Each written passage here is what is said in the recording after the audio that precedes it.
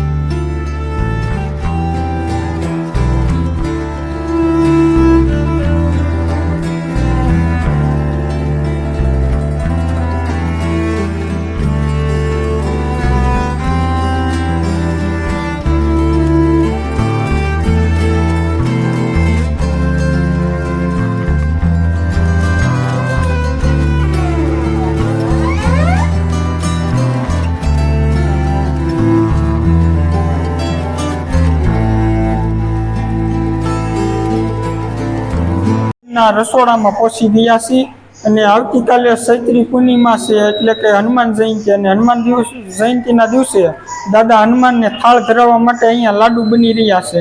તો આજે આપણે તે નિહાળીશું। આપ જોઈ શકો છો અહીં આ માતાશ્રીઓ લાડુ બનાવી રહ્યા છે।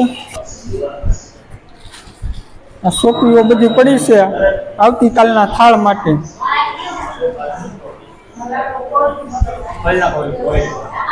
આપ જોઈ શકો છો આ લાડુ છે બધા।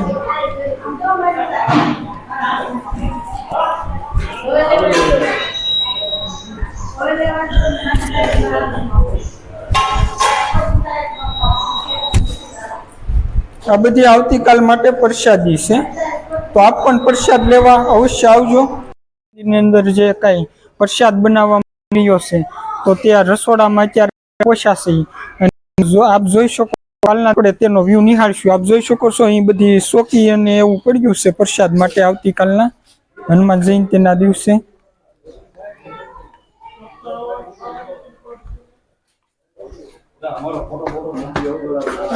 આપ જોઈ શકો છો અહીં વિશાળ પ્રમાણમાં બુંદી અને ગાંઠિયાના પાર્સલ છે આવતીકાલના ભોજન માટે। આપ જોઈ શકો છો। તો આપ પણ અહીંયા પ્રસાદ લેવા માટે પધારજો।